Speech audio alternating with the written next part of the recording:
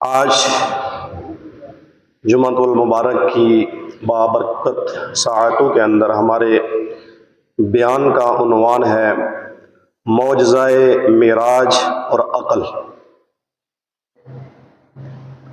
سب سے پہلے ہمیں یہ سمجھنا ہوگا کہ معجزہ کسے کہتے ہیں۔ معجزہ لفظ جو ہے یہ عاجزہ سے مشتق ہے، جس کے معنی ہے عاجز کر دینے والی چیز، اور اس کا اصطلاحی معنی یہ ہے کہ اعلان نبوت کے بعد انبیاء علیہ الصلوۃ سے ایسی چیز کا، ایسے عمل کا ظہور ہونا کہ جس کو دیکھ کر عقل دنگ رہ جائے، جس کی مثل کوئی دوسرا کرنے سے قاصر رہ جائے۔ اب ہمارے ہاں ایک غلط فہمی یہ عام پائی جاتی ہے کہ اگر کوئی اللہ والا اس کی ذات سے کسی کرامت کا ظہور ہوتا ہے، کوئی ایسی چیز کا ظہور ہوتا ہے، بندے کی عقل حیران رہ جاتی ہے۔ جہالت کی وجہ سے، علم سے دوری کی وجہ سے ہم اس کرامت کو ہم معجزہ کہتے ہیں۔ کرامت اور معجزہ کے درمیان فرق ہے کہ جو چیز انبیاء علیہ السلام سے ظہور ہو اور عام بندے کا کرنا ناممکن ہو، عقل حیران رہ جائے، تو اس کو معجزہ کہتے ہیں۔ معجزے کا تعلق خاص کر انبیاء علیہ السلام کے ساتھ ہے، اور کرامت کا تعلق جو ہے وہ اللہ کے نیک بندوں، اولیاء کے ساتھ، صالحین کے ساتھ خاص ہے۔ اگر ان سے کوئی کسی ایسی چیز کا ظہور ہوتا ہے کہ جس کو دیکھ کر عقل دنگ رہ جائے، تو اس کو پھر ہم کرامت کہیں گے۔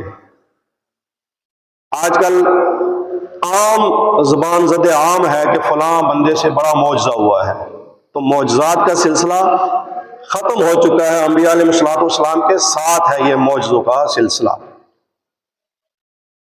اب ایک بات اور یاد رکھیں کہ جو اللہ کے ولی ہوتے ہیں وہ لوگوں کے سامنے اپنی کرامات کا اظہار نہیں کرتے ہیں۔ ولی کے لیے یہ شرط ہوتا ہے وہ اپنی کرامت کو چھپائے۔ اگر کسی اللہ والے کے اوپر اللہ کا فضل ہے، وہ کسی ایسی چیز کا اظہار کر سکتا ہے جس کو ہم کرامت کہتے ہیں، تو وہ عوام کی نظروں سے اس کو چھپا کے رکھتا ہے، اس کی عاجزی ہوتی ہے۔ آپ نے اکثر اہل اللہ کو دیکھا ہوگا، جو اہل اللہ ہے خالص، وہ اپنے آپ کو لوگوں کی نظر سے اوجھل رکھتے ہیں، اپنے آپ کو چھپا کے رکھتے ہیں، سر عام اپنی کرامات کا اظہار نہیں کرتے، اور کرامت کا اظہار کرنا، اس کے اوپر فخر کرنا، لوگوں کو دکھانا، یہ اولیاء کی شان نہیں ہے۔ اس طرح مارکیٹ کے اندر آپ کو بندے ملیں گے کہ وہ اپنے عجیب عجیب کاموں سے، شعبدہ بازیوں سے لوگوں کو اپنی طرف قائل کرتے ہیں اور کہتے ہیں کہ جی دیکھیں ہم نے یہ کام کیا، جی ہم نے یہ کام کیا۔ اولیاء کی شان یہ ہے کہ وہ اپنے ساتھ میں لگانا بھی نہیں پسند کرتے، ان کے اندر اتنی عاجزی ہوتی ہے، لفظ میں بھی وہ اپنے ساتھ لگانا پسند نہیں کرتے۔ اور جو بندے سر عام بازاروں کے اندر، مارکیٹوں کے اندر اور اولیاء کا نام استعمال کر کے وہ کہتے ہیں جی ہم نے دیکھیں یہ کام کر دیا، جی یہ دیکھیں، جی یہ دیکھیں، وہ شعبہ باز ہو سکتا ہے، اللہ کا ولی نہیں ہو سکتا۔ تو یہ بات سمجھانے کا مقصد یہ ہے کہ ایک شعبہ بازی ہوتی ہے، جو جال ساز ہوتے ہیں، یہ لفظ ان کے ساتھ خاص ہے، اور کرامت اللہ والوں کے ساتھ ہے، اور اللہ والوں کی شان یہ ہے کہ وہ اپنی کرامات کو چھپاتے ہیں۔ وہ کرامات کے ذریعے لوگوں کی توجہ کے قائل نہیں ہوتے کہ لوگ ہماری طرف متوجہ ہوں، انہوں نے اللہ اللہ کرنی ہوتی ہے، ان کو اللہ اللہ کرنے کے لیے وقت چاہیے ہوتا ہے۔ جب لوگوں کے ساتھ مصروف ہو جائیں گے تو پھر اللہ اللہ کرنا ان کے لیے محال ہو جاتا ہے۔ تو کرامت جو ہے یہ لفظ اولیاء کے ساتھ، اللہ کے نیک بندوں کے ساتھ خاص ہے، اور معجزہ یہ انبیاء علیہ السلام کی شان ہے۔ معجزہ لفظ انبیاء کے ساتھ خاص ہے۔ اب معجزے کی 3 قسمیں ہیں۔ پہلی قسم لازمی معجزات، جس طرح کے نبی پاک صاحب اللہ صلی اللہ علیہ وسلم کا پسینہ مبارک۔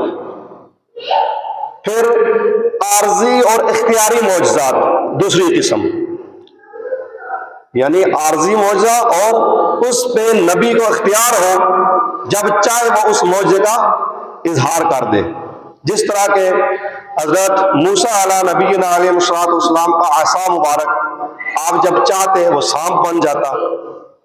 اور پھر عارضی اور غیر اختیاری معجزات، یہ تیسری قسم معجزے کی ہے،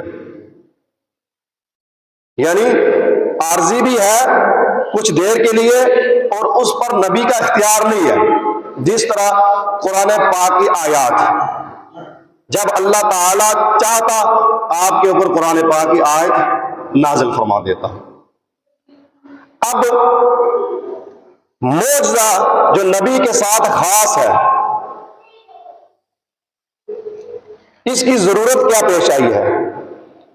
اس کی ضرورت اس لیے پیش آئی کہ معجزے کے ذریعے نبی اور غیر نبی کے درمیان فرق کیا جا سکے، یعنی جو اللہ کا سچا نبی ہوگا وہ معجزے کے ذریعے اپنی نبوت ظاہر فرمائے گا، دکھائے گا کہ میں نبی ہوں۔ جو غیر نبی ہوگا وہ معجزہ ظاہر نہیں کر سکتا ہے، جادو کے ذریعے، شبدہ بازی کے ذریعے، وہ اور چیز ہے، لیکن معجزہ نبی کے ساتھ خاص ہے۔ کوئی اگر آج اعلان نبوت کرتا ہے، جھوٹا نبوت کا دعویٰ کرتا ہے، تو وہ معجزہ ظاہر نہیں کر سکتا۔ لیکن ایک بات یاد رکھیں، ہم جس معاشرے میں رہ رہے ہیں، ہم اعتقادی کمزوری اور پستی کا اس قدر شکار ہو چکے ہیں کہ نعوذ باللہ اگر ہمیں کوئی لالچ دے پیسے کی یا کسی چیز کی لالچ دے، ہمارے ایمان اتنے کمزور ہو چکے ہیں اور وہ اپنے آپ کو جو مرضی منواتا پھر ہم ماننے کے قائل ہو جاتے ہیں۔ ایک زمانہ آئے گا دجال کا ظہور ہوگا، وہ مردوں کو زندہ کرے گا، آپ کے دل کی باتیں آپ کے سامنے بیان کرے گا، بڑے بڑے وہ کرتب دکھائے گا۔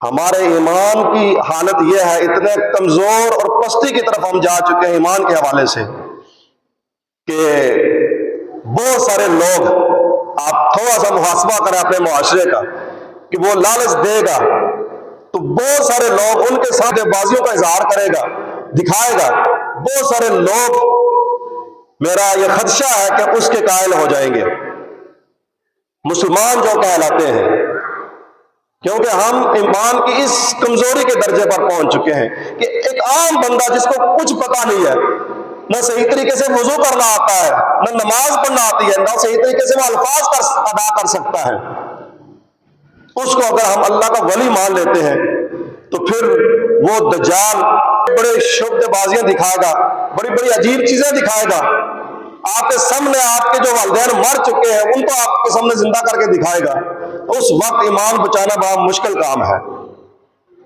تو لہذا ولی کے لیے شرط ہوتا ہے کہ وہ اہل علم ہو، بغیر علم کے بندہ اللہ کا ولی نہیں بن سکتا ہے۔ ولایت کے لیے شرط ہے علم کا ہونا۔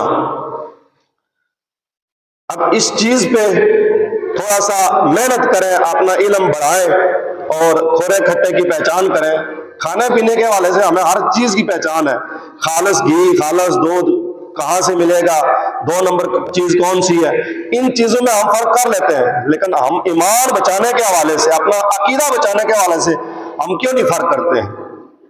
اتنا جاہل بندے کو نہیں ہونا چاہیے، علم سیکھیں۔ اب